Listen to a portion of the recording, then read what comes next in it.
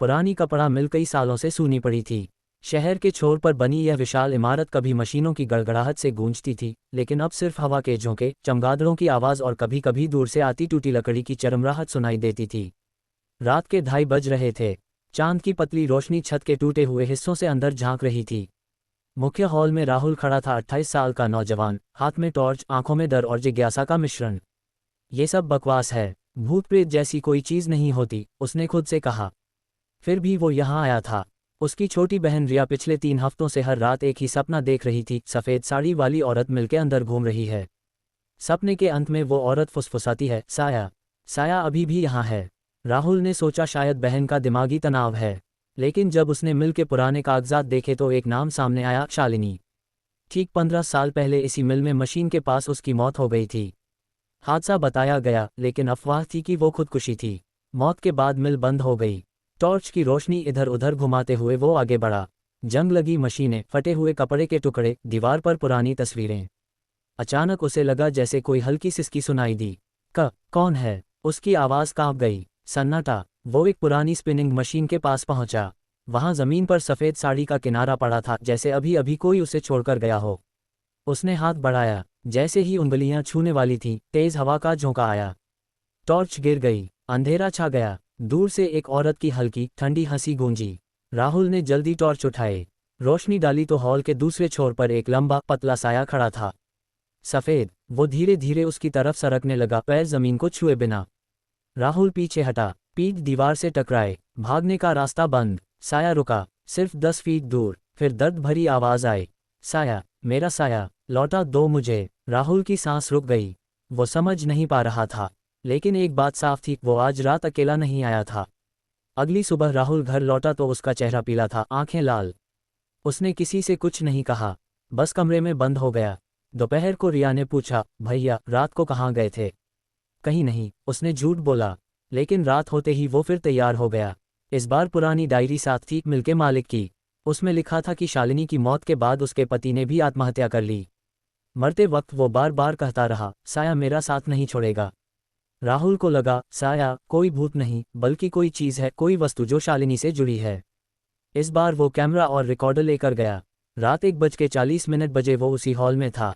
Machine के सामने कुर्सी रखकर बैठ गया। शालिनी, अगर सुन रही हो तो बताओ, क्या चाहिए? कुछ देर बाद हवा ठंडी हुई। सामने धुंधली आकृति उभरी, सफ़ेद साड़ी, लंबे बाल, चेहरा धुंधला, लेकिन आंखें साफ दर्द से भरी।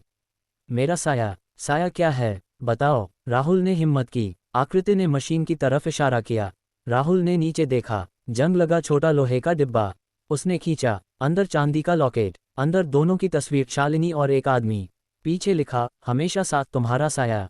राहुल समझ गया, साया उनका प्यार था, उनका वादा। ये तुम्हारा है। आकृति ने सिर हिलाया, आंसू आंखों में। मुझे ले जाना है। नहीं, इसे जलाओ, ताकि मैं मुक्त हो सकूं। राहुल हैरान, इतने साल बाद भी वो लॉकेट इतना कीमती। आकृति करीब आए, ठंडी सांस महसूस हुई। अगर नहीं जलाया तो साया तुम्हें भी नहीं छोड़ेगा। अचानक अंधेरा, हंसी गूंजी। राहुल भागा। राहुल अब डर और जिज्ञासा दोनों में डूबा था। उसने दोस्त विक्रम को सब बताया। विक्रम मान गया कि कुछ गड़बड़ है। अगली रात दोनों गए, लॉकेट को लोहे के बर्तन में रखा, कैरोसिन डाला, माचिस तैयार। अगर जल गया तो शायद वो मुक्त हो जाए, राहुल बोला। आग लगाए, लेकिन तेज हवा से बुझ गई। फिर हंसी, तेज, डरावनी।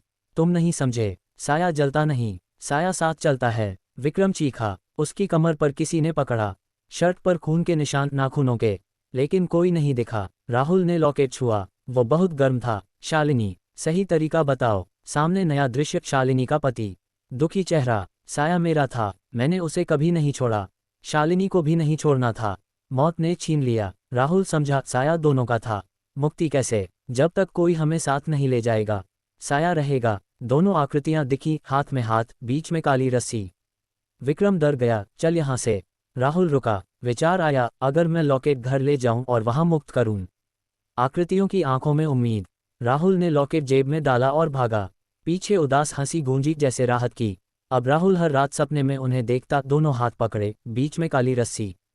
उसने और खोज की। पता चला शालिनी और पति दोनों मिल में काम करते थे।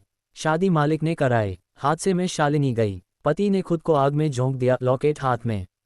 राहुल ने फैसला किया, लॉकेट को नदी में बहाएगा। रात 3 बजे नदी किनारे पहुंचा। चांदनी, पानी चमक रहा, लॉकेट निकाला, दोनों आकृतियां प्रकट हुई मुस्कुराती हुई। धन्यवाद, राहुल ने फेंका। लॉकेट डूबा, जैसे ही गायब हुआ दोनों करीब आए। काली रस्सी टूटी, वे हंसे खुशी से। राहुल की आंखें नम, वो समझ गया ये अधूरे प्यार की कहानी थी। सुबह घर लौटा, रिया बोली, भैया सपने बंद हो गए। हाँ, सब ठीक है। रात को आखिरी सपना आया, दोनों दूर जा रहे थे। शालिनी मुड़कर बोली, साया अब तुम्हारे साथ है, अच्छे साय के रूप में। राहुल जागा, कंधे पर हल्की गर्माहट, डर नहीं सुकून। कुछ महीने बाद राहुल की जिंदगी सामान्य थी, लेकिन मिल के पास से गुजरते वक्त वो रुक जाता। अब मिल में झाड़ियां हो गईं, गेट टूटा, लेकिन वो जानता था साया जा चुका। एक दिन रिया बोली, सपने में वो औरत कहती थी साया किसी और के पास जाएगा, अच्छे इंसान के पास। राहुल हंसा, शायद मैं नहीं, शायद कोई और। उस रात सपना आया, एक छोटा बच्चा मिल के बाहर खेल रहा, हाथ में वही लॉकेट, पीछे शालिनी और पति मुस्कुराते। राहुल समझा साया मुक्त हुआ, प्यार रूप बदलकर नई जिंदगी में। अगले दिन उसने फैसला किया मिल के पास छोटा पार्क बनेगा, बच्चों के खेलने के लिए। बीच में पट्टिका, शालिनी और उसके साय की याद में। पट्टिका लगी, राहुल खड़ा होकर बोला, अब तुम दोनों आराम से रहना, साया अब किसी और की हिफाजत करेगा। हवा में हल्की हंसी गूंजी, आखिरी अलविदा। फिर सब शांत, सच में शांत।